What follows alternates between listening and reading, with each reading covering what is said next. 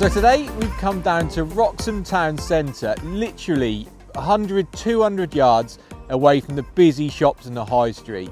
And the reason for that is because this time of year, when it gets really cold, the fish migrate into boatyards, town centres, places like that, offer some of the best river fishing around. So hopefully today we're going to explore that and we'll talk you through a few different tips and tactics along the way. So we'll get into the session and see what unfolds.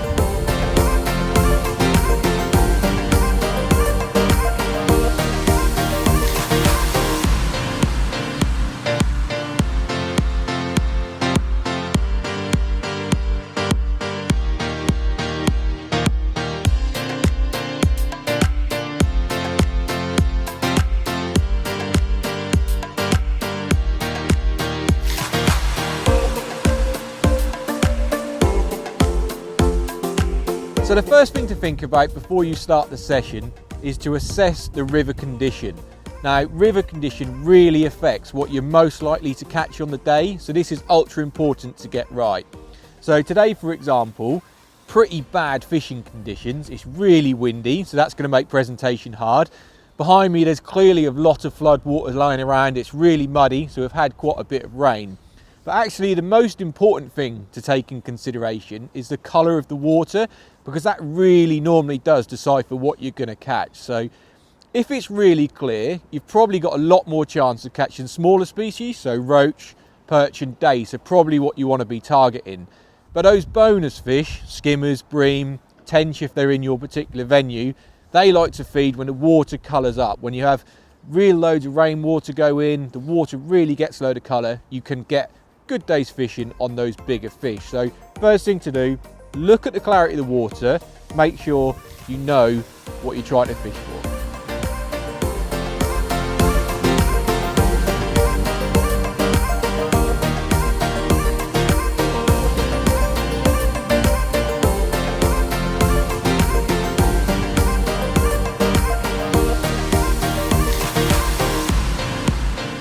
So once you've decided what you're going to target for the session, it's time to think about the methods. Now, if it was a lot more coloured today, I'd probably fish a feeder and I'd forget about the pole, but the conditions that we've got are leaning us to catching smaller fish like roach and perch, so that's what we're going to target with a bonus skimmer line just on the off chance. So the main rig first, this is what I think I'll probably fish most of the day. I've got a gram float, just a round body, and this is going to be run with the tide. Now, it's not particularly a fast-paced tide here, so a gram is absolutely fine. And that comes down to a really simple shot and pattern of an olivet with a couple of droppers and a size 16 hook.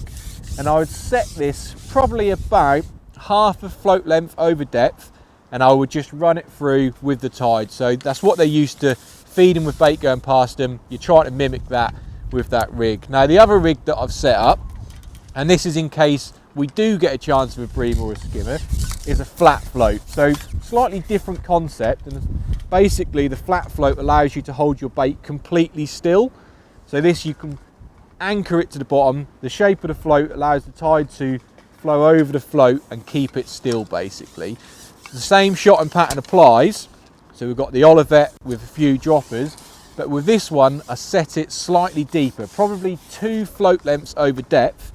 And that's because as you're holding it still, you want to lay, you know, perhaps a float length or 2 over depth and wait for real positive bites. So I'm not sure we're going to need that, but you never know. We've got it there if we've got a chance. But I think the roach rig, the perch rig, that's the one we're going to be using today. So that's the one. We'll see if we can catch a few more fish on now.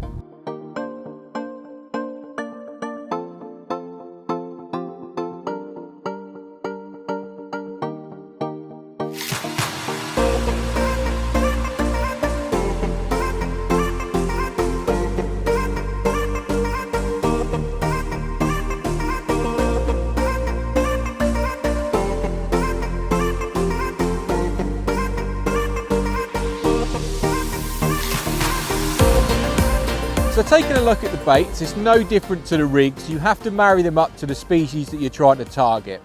So the one that we've caught most fish on this morning has been my roach fishing line. We've caught plenty of perch and roach, and that's been fed with maggots and hemp, two of my favourite baits for this style of fishing. And that's just fed by hand. and then the float that we use on top of it is run over in the current, try and run down with the free offerings. So that's the one for your smaller fish, and you can have a really good day's fishing doing that.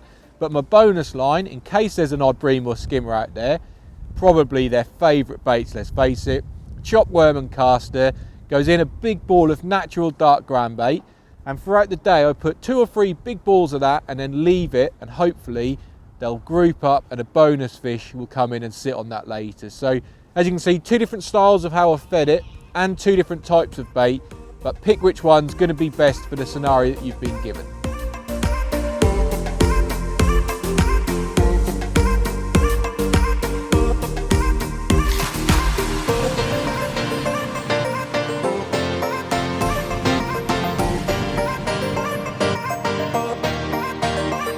The last thing to mention is 2 of my tips that I would give anyone who's going to do a bit of river fishing, and ones that people often forget or don't take enough interest in. Now the first one is really simple and quick, is your plummet has got to be your best friend. On a tidal river like this, the levels go up and down. You have to make sure you keep checking the depth, that you're fishing where you want to be fishing. So every half hour or so, slip the plummet on, check you're fishing right, and you should keep catching.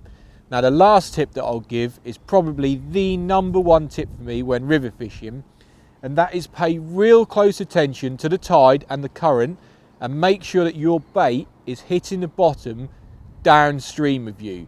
Now the reason being is because any fish upstream of you, you can't really do anything about to get those to come down on top of you. If they drift down you, fair enough, but what you're trying to do is attract fish to come upstream onto your baits. And certainly if there's people fishing a match or there's someone above you, if you're feeding and all your bait is landing upstream, you can't fish there because the current just washing your rig downstream. So it's really important to make sure that where you feed, your bait hits the bottom slightly downstream of you. And you'll know if you've got it right, because that's where you'll be getting the bites. If you're getting bites directly in front of you or very slightly upstream, you need to throw your bait or cup your bait further downstream to ensure those fish actually feed where you want them to feed. So they're my top tips for that, and we'll get on and hopefully have a few more.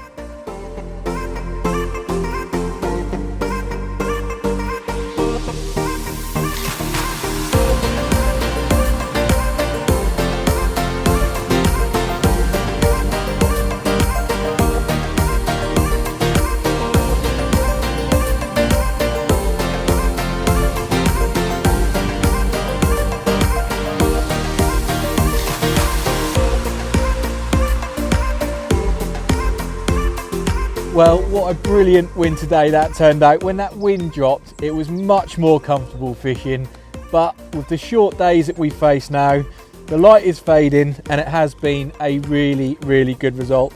No bigger fish as we expected. I really just don't think there was enough colour in the river, but plenty of roach, plenty of dace, and even a few better perch. So we'll get these ones slipped back, and now is definitely the time to get yourselves into the towns, the cities, and even the boatyards.